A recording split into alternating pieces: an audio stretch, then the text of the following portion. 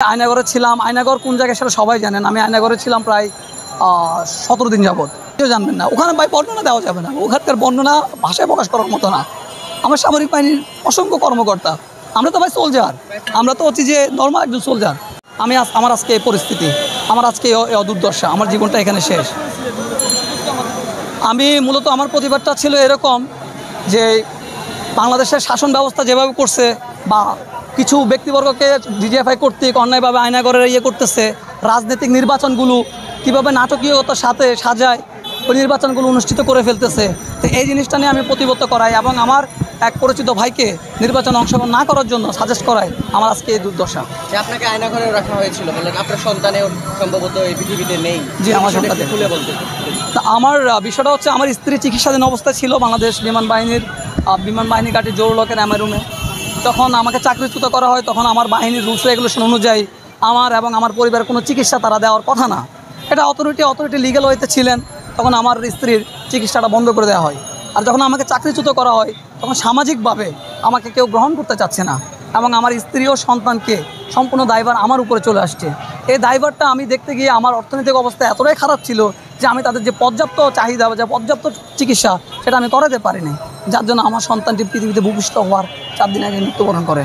আয়নাঘরে কতদিন ছিলেন, কোন জায়গায়? আমি আয়নাগরে ছিলাম। আয়নাগর কোন জায়গায় সেটা সবাই জানেন। আমি আয়নাগরে ছিলাম প্রায় 17 দিন যাবৎ।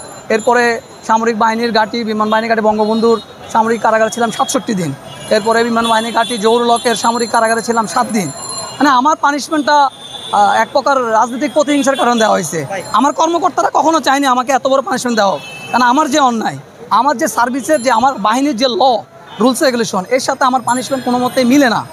তাই আমাকে পানিশমেন্ট তারা লিগেল হয়েছে, আমার সামরিক বাহিনীর অফিসাররা লিগেলভাবে আমাকে পানিশমেন্ট দিচ্ছে। সে অন্যায় করছে, তাকে ডকুমেন্টারি পানিশমেন্ট দিয়ে ওয়ার্নিং দিয়ে আমরা জিনিসটা করছি। কিন্তু ওই যে স্বৈরাচার আওয়ামী লীগ সরকারের প্রতি উৎসাহী কিছু ব্যক্তিবর্গ। আচ্ছা ভাই, আমার একটা প্রশ্ন আছে। আপনি আয়নাঘরের কথা বললেন, আপনি এইটার বর্ণনা যদি একটু দিতেন, দেখি কেমন ছিল দিন। 17 দিন আপনাকে কিভাবে আপ্যায়ন করা হয়েছে আয়নাঘরে? ওখানে জীবনযাপন, এতটাই জীবনযাপন, খাবার দাবার, তারপর হচ্ছে আপনার জীবনযাপনের কথা, সূর্যের আলো কি জিনিস দেখা যায় না, মানে যোগাযোগ তো কী জিনিস, আপনি যে কোথায় আছেন আপনি নিজেও জানবেন না, আপনি কোথায় আছেন আপনি নিজেও জানবেন না। ওখানে ভাই বর্ণনা দেওয়া যাবে না, ওখানকার বর্ণনা ভাষায় প্রকাশ করার মতো না।